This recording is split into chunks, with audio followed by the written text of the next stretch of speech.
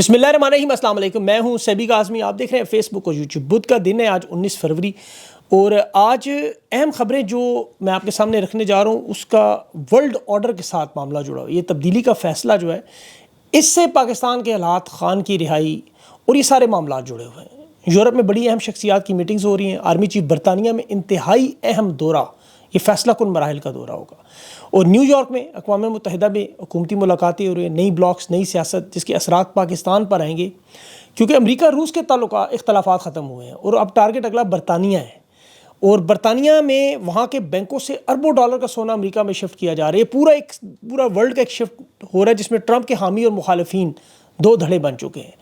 اور اس وقت عمران خان کے قریبی ساتھی بھی امریکہ میں، عارف الوی، ان کی حکومتوں کے پول کھول رہے ہیں، اور ملٹری کورٹ کا فیصلہ بھی نزدیک ہے۔ خان کی ملاقاتوں پر، پابندیوں پر، سپرنٹینڈنٹ اڈیالہ جیل کو بھی عدالت میں بلایا گیا ہے، اور تحریک لبیک کا بڑا خطرناک بیان آیا اسٹیبلشمنٹ پر۔ انہوں نے کہا جی ختم نبوت کے ساتھ چھیڑ چھاڑ کی جا رہی ہے۔ دھمکی انہوں نے کیا دی کہ ہمیں پتہ ہے کہ آرمی چیف کے محافظوں میں کس کے پاس گولی ہوتی ہے، کس کے پاس نہیں۔ پن کی اس نے بات کی، بلکہ بڑی خطرناک بات۔ اور مریم نواز عمران خان سے خط کی امید لگا کر بیٹھی ہیں۔ کیا خط چاہیے انہیں عمران خان سے، وہ بھی تفصیل سے بات کرتے ہیں۔ لیکن اس وقت دیکھیں جو پاکستان کے حالات ہیں اس میں سارا معاملہ انٹرنیشنل معاملات سے جڑا ہوا ہے۔ یہ جو ورلڈ آرڈر کی تبدیلی آ رہی ہے اس پہ ISPR نے باقاعدہ تسلیم کیا کہ یہ ابھرتا ہوا ورلڈ آرڈر پاکستان کے مستقبل کا فیصلہ کرے گا۔ آرمی چیف کا دورہ بھی عین اس موقع پر، اور عمران خان کی رہائی، پاکستان کی سیاست، معیشت، یہ سارا مستقبل کا ذائچہ بنے گا کیسے، میں آپ کے سامنے رکھتا ہوں۔ اسٹیبلشمنٹ کو تو خود اس وقت سمجھ نہیں آ رہی وہ کس طرف جائیں، کس کیمپ میں جائیں، کیونکہ ان کے اوپر امریکہ کا دباؤ ہے، امریکہ تسلیم نہیں کر رہا، اور برطانیہ دوسری طرف۔ اور اس معاملے میں جو تبدیلی کا آغاز ہوا اس سے پہلے تھوڑا سا آپ کو ماضی سمجھنا پڑے گا کہ یہ کس طرح ڈکٹیٹر ماضی میں جب بھی آئے، انہوں نے مارشل لا لگایا، جمہوری حکومت ختم کی، تو انہیں انٹرنیشنل حمایت ملتی رہی جس کی وجہ سے چلتے رہے، اور یہ بلاک سیاست کا یا ورلڈ آرڈر کا حصہ بنتے رہے، عالمی تبدیلیوں کا فائدہ اٹھاتے رہے، 8-9 سال گزارتے رہے۔ لیکن اس دفعہ یہ معاملہ ماضی سے بالکل مختلف کیسے ہے۔ مثلا ایوب خان نے ماضی میں مارشل لا لگایا، کولڈ وار تھی، یہ حصہ بنے اتحاد کا، سوویت یونین تھا سامنے، جنرل ایوب امریکہ کے کیمپ میں چلا گیا، فائدہ اٹھایا، امریکی حمایت لی، 8 سال گزار گیا۔ جنرل ضیاء خان نے مارشل لا لگایا، اس وقت امریکہ چین کا جو ورلڈ آرڈر تھا، سوویت یونین بھارت کے ساتھ جڑ گیا اور امریکہ پاکستان چین ایک بلاک بن گئے۔ ضیاء خان نے فائدہ اٹھا کے 3 سال گزارے اس چکر میں۔ ضیاء الحق کا دور آیا، افغان جنگ شروع ہوئی سوویت یونین سے، امریکہ نے ضیاء الحق نے ذوالفقار علی بھٹو کی جمہوریت ختم کی، بھٹو کو مار دیا۔ ضیاء الحق کی امریکہ کو ضرورت تھی، حمایت چاہیے تھی، 11 سال یہ گزار گیا ورلڈ آرڈر کے چکر میں۔ سوویت یونین کمزور ہو گیا، امریکہ دنیا کی ورلڈ کی سپر پاور بن گیا۔ پاکستان کو بہرحال ردی کی ٹوکری میں پھر کے پھینک کے نکل گئے۔ مشرف کا جب دور آیا اس وقت بھی دہشت گردی کی جنگ میں مشرف نے اپنے مارشل لا کی حمایت کی سے ضرورت تھی۔ دہشت گردی کی وجہ سے ورلڈ آرڈر بدل رہا تھا، پوری دنیا میں جنگیں شروع ہو چکی تھیں۔ اب چین اس دوران ترقی کر، اگر تو جمہوری حکومت ہوتی تو پاکستان فائدہ اٹھاتا، لیکن مشرف نے اپنے ڈالر، اپنے اقتدار، اپنی ذاتی جو فائدے تھے اس کے چکروں میں اس ورلڈ آرڈر میں گھس کے امریکہ کی حمایت کی، اور پھر 9 سال یہ بھی مارشل لا کے گزار گیا، بعد میں اسے بھی ردی کی ٹوکری میں ہی پھینکا گیا۔ آپ دیکھیں کہ ابھی حالیہ دنوں میں جنرل قمر باجوہ بھی یہی واردات کر گیا، یوکرین کی جنگ میں گھسا، ہتھیار سپلائی کیے، ڈالر کمائے، اور عمران خان کی حکومت گرائی، پاکستان کو پتھر کے دور میں بھیجا۔ ہر جائز ناجائز غیر قانونی معاملے میں دنیا اسی وجہ سے خاموش رہی کیونکہ یہ حمایت کر رہے تھے۔ بدترین الیکشن کی دھاندلی ہوئی، لیکن یورپ کے یہاں موجود نمائندے ایک لفظ نہیں بولے، ناجائز حکومت بن گئی، کوئی اس وقت بولنے پر تیار نہیں جو انسانی حقوق کی خلاف ورزی پر۔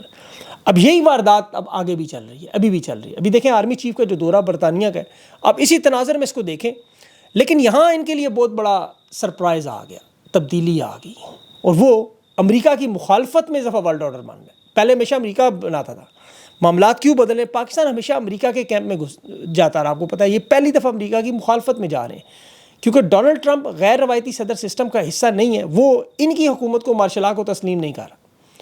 اور امریکہ اور یورپ کے درمیان جو ورلڈ آرڈر کی جنگ شروع ہو رہی ہے، جو اتحاد ٹوٹ رہا ہے، اس کا فائدہ کسے ہوگا بھی نہیں سمجھ نہیں آ رہی، کیونکہ امریکہ روس کے ساتھ اتحاد کر رہا ہے یوکرین کے معاملے پر، جو سعودی عرب نے ان کی صلح کرائی، جنگ بندی کا روس نے اظہار کیا، اور روس پر سے پابندیاں ہٹانے کا امریکہ نے اعلان کیا، چین بھی اس کی حمایت میں شامل ہو جائے گا۔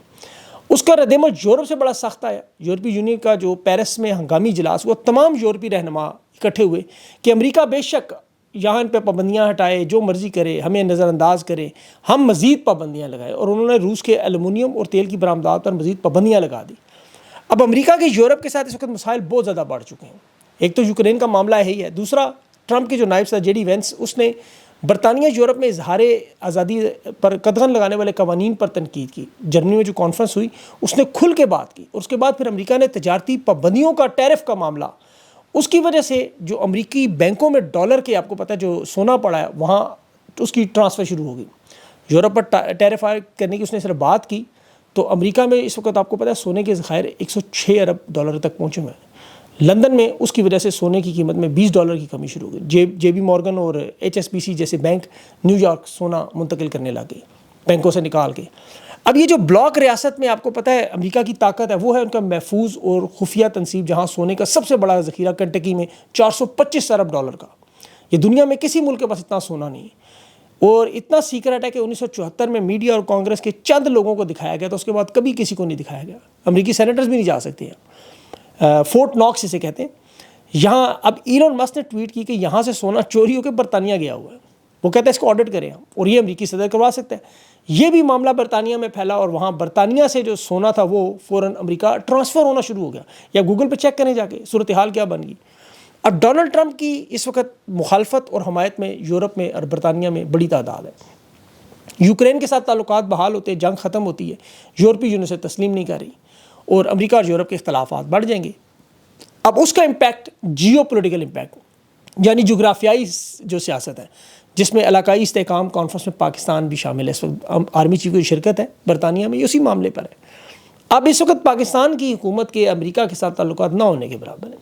اسٹیبلشمنٹ اور حکومت کو ڈونلڈ ٹرمپ کی حکومت تسلیم نہیں کر رہی ہے، اور یہ جو انٹرنیشنل حالات کا اثر ہے، اس سے اب فیصلہ ہوگا کہ یہ کس طرف کھڑے ہیں، کہ کیا ٹرمپ کا سرکاری بیان آئے گا کہ ہم انہیں تسلیم کریں گے یا مسترد کریں گے، یہ آپ کے سامنے آ جائے گا کچھ عرصے۔ اور جو کچھ ہوگا ان انٹرنیشنل حالات کی وجہ سے ہوگا۔ دیکھیں یورپ کو لگ رہا ہے کہ جرمنی، فرانس، برطانیہ جیسے ملک جو ہے وہ اگر امریکہ ان کے بغیر یوکرین کا مستقبل کرتا ہے اور وہ روس پر پابندیاں لگاتے ہیں، اور اس کا پھر گیس اور توانائی، آپ کو پتہ ہے پیٹرول پرائسز پر بڑا فرق پڑے گا، کیونکہ یورپ کا سارا انحصار روس پہ ہے، دنیا کا انحصار اس پہ ہے۔ اب ان حالات میں روس اور چین کو جو خطرات سے روکنے کے لیے نیٹو بنایا گیا تھا، اس کے بھی معاملات خطرناک ہو گئے۔ جنگی اخراجات، یہ ان کا بہت بڑا دفاع تھا۔ یہ ایسے ہی جیسے پاکستان بھارت کی صلح ہو جائے تو پھر فوج کی ضرورت ہی نہیں، تو نیٹو کی پھر ضرورت ہی نہیں رہے گی۔ اب ڈونلڈ ٹرمپ جو اتنی بڑی تجارت یورپ کے ساتھ ہے، وہاں ٹیرف لگاتا ہے، تو یورپی معیشت اور عالمی طاقت ہونے کی وجہ سے ان کے بینکوں کو بہت بڑا جھٹکا لگے گا، کیونکہ سارا ڈالر کا نظام ہے، عالمی مالیاتی نظام ڈالر پہ چلتا ہے۔ اگر تجارتی پابندیاں لگائیں تو پھر اس کو یورپ کو بہت بڑا نقصان ہوگا۔ وہ پھر یا تو چین کے کیمپ میں جائیں گے، وہ تو خیر ادھر نہیں جا سکتے، یا پھر جو فوجی دباؤ ہے اسے روکنے کے لیے، کیونکہ نیٹو میں امریکہ بہت طاقتور ہے، ٹیکنالوجی میں بھی اور پیسوں میں بھی۔ سیکیورٹی کے معاملات جو ہے اس میں دفاعی بجٹ میں اس نے صرف یورپ کو یہ کہہ دیا اضافہ کرو تو ان کے لیے مشکل ہو جائے گا۔ پھر امریکہ کا سیاسی دباؤ بھی بہت بڑا ہے ٹرمپ کا۔ برطانیہ، پولینڈ، مشرقی یورپ کے جو ملک ہیں وہ امریکہ کے زیادہ قریب ہیں۔ ماضی میں بھی آپ کو یاد ہو جب عراق جنگ کا فیصلہ ہوا تو اس وقت فرانس اور جرمنی نے امریکہ کی بات ماننے سے انکار کیا تھا۔ جارج ڈبلیو بش کی بات نہیں مانی، اقوام متحدہ کی بھی بلکہ نہیں مانی۔ قرارداد فرانس نے ویٹو کی تھی، اس کے باوجود انہوں نے عراق پر حملہ کیا اور ان کو بالکل سائڈ پہ کر دیا۔ تو امریکہ چاہے تو یورپ کے بغیر جو چاہے کر سکتا ہے۔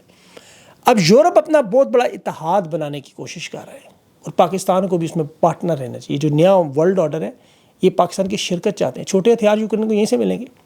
پھر پاکستان ایک ایٹمی طاقت ہے، اور سب سے بڑھ کر ان کی ٹرمپ سے مخالفت بھی پڑ چکی ہے۔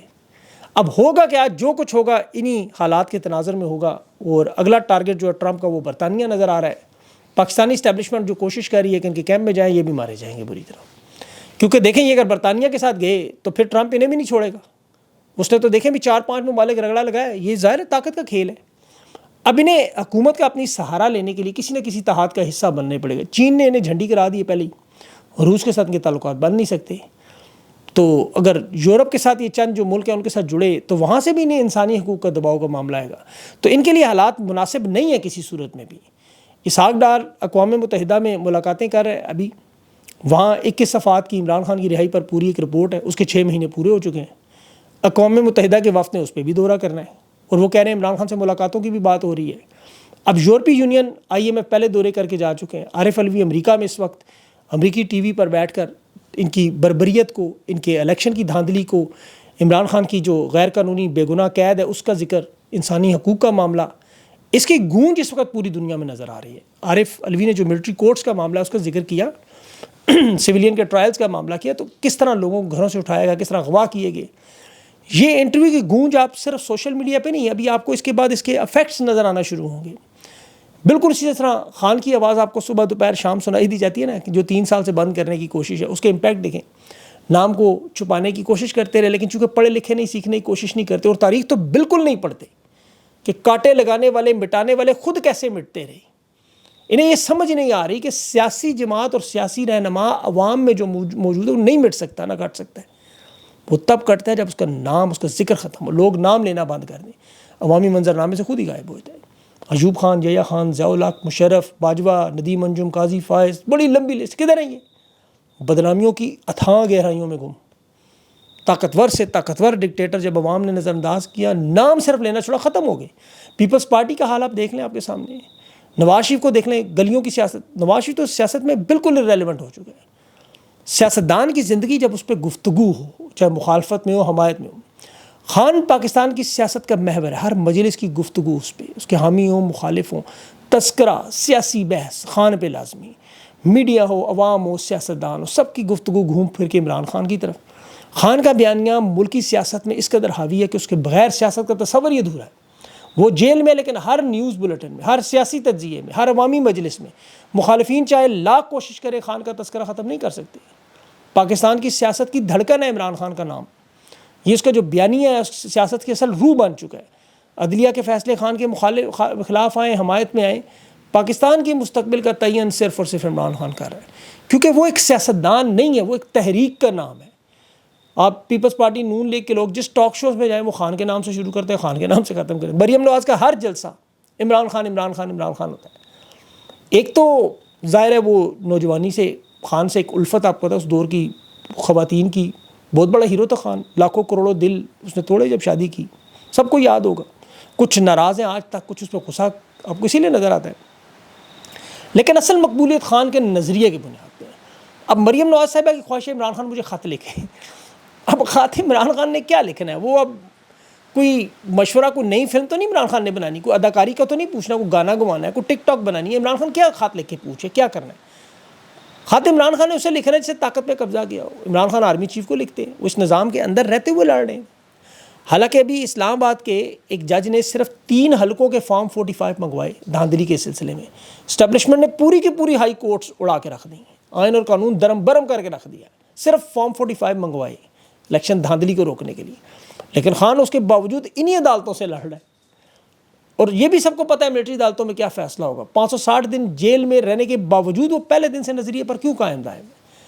کیونکہ وہ اسے پتہ ہے وہ جیل میں نہیں, پاکستان کا آئین, قانون, جمہوریت, انسانی حقوق, سیاستدان, پورا نظام اس وقت جیل میں قید میں.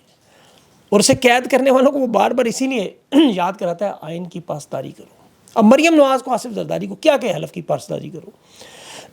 معاف کیجیے گا, یہ بینیفیشری ہیں. جس طرح دسترخوان پہ ہڈیاں بچ جائے تو آ جاتے ہیں چچوڑنے. یحییٰ خان کے دور میں ایک اداکارہ تھی ترانہ, بڑی مشہور کتاب ہے قمر نقیب خان صاحب کی, کہ اداکارہ ترانہ صدارتی محل میں گئی, سیکیورٹی گارڈ نے نہیں جانے دیا, انہوں نے سفارشیں کروائی ڈی سی وغیرہ سے. 2 گھنٹے بعد جب اندر سے باہر ہیں تو سیکیورٹی گارڈ نے سلوٹ مارا. اداکارہ ترانہ نے پوچھا, پہلے مجھے اندر نہیں جانے دے رہا, سلوٹ مارے. اس نے کہا پہلے آپ ترانہ تھیں, آج آپ قومی ترانہ ہیں, کیونکہ اسے بھی وہ راستہ آتا تھا, وہ قومی ترانہ بن گئی. تو اب ترانہ کے ساتھ کس نے مذاکرات کرنے ہیں؟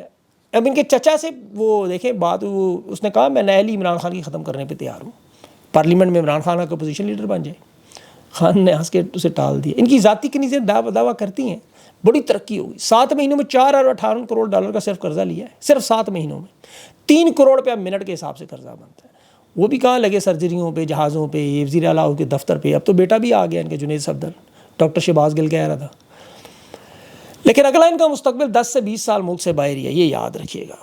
انشاءاللہ اگلے ویلاگ میں مزید تفصیل سے, بہت ساری خبریں ہیں لیکن لمبی ہوگی ویڈیو. اپنا خیال رکھیں, مجھے اجازت دیں. اللہ حافظ.